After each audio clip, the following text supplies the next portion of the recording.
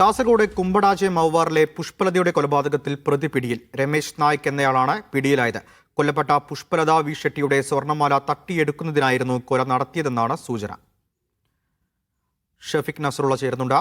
ഷെഫിക്, എവിടുന്നാണ് പ്രതിയെ പിടികൂടിയത്? തുടർ നടപടികൾ എന്തൊക്കെയാണ്? ബുധനാഴ്ച രാത്രി 9:40 പുഷ്പലതയെ വീട്ടിനുള്ളിൽ നിലയിൽ കണ്ടെത്തിയത്. ഈ സാഹചര്യ തെളിവുകളുടെ അടിസ്ഥാനത്തിൽ കൊലപാതകമാവാം എന്ന നിഗമനത്തിൽ ഇന്ന് പെരിയാരം മെഡിക്കൽ കോളേജ് ആശുപത്രിയിൽ പോസ്റ്റ്മോർട്ടം നടത്തിയിരുന്നു. പോസ്റ്റ്മോർട്ടത്തിലാണ് ഇത് കൊലപാതകം എന്ന് വ്യക്തമാക്കിയത്. കഴുത്ത് നെരിച്ച് കൊലപാതകം നടത്തുകയായിരുന്നു. തുടർന്ന് നടത്തിയ അന്വേഷണത്തിലാണ് പ്രതിയിലേക്ക് പോലീസ് എത്താൻ കഴിഞ്ഞത്. കുമ്പടാജയിൽ ഉള്ള രമേശ് നായിക് എന്നയാളെയാണ് പോലീസ് പിടികൂടി ചോദ്യം ചെയ്തു വരുന്നത്.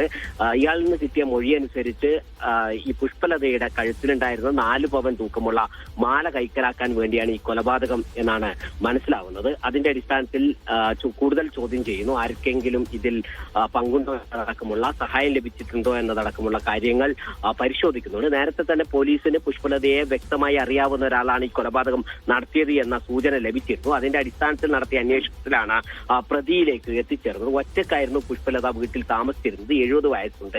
ഈ പുഷ്പലതയുടെ കഴുത്തിൽ എപ്പോഴും ഈ സ്വർണ്ണമാലയുണ്ട്. ആ സ്വർണ്ണമാല ഉണ്ട് എന്ന വിവരം അറിയുന്ന ആളാണ് ഈ കൊലപാതകം നടത്തിയത്. വീട്ടിനുള്ളിൽ ബുധനാഴ്ച രാത്രി 9:40 വീട്ടിൽ മരിച്ച നിലയിൽ കണ്ടെത്തിയത്. ബന്ധുക്കളും പരിസരവാസികളും ഇത് കൊലപാതകമാണ് എന്ന ഒരു സൂചനയും നൽകി. അതിന്റെ അടിസ്ഥാനത്തിലാണ് വിശദമായ പോസ്റ്റ്മോർട്ടത്തിന് വേണ്ടി പരിയാരം മെഡിക്കൽ കോളേജ് ആശുപത്രിയിലേക്ക് മാറ്റിയത്. ഇന്ന് ഉച്ചയ്ക്കാണ് പോസ്റ്റ്മോർട്ടം നടപടികൾ പൂർത്തിയായത്.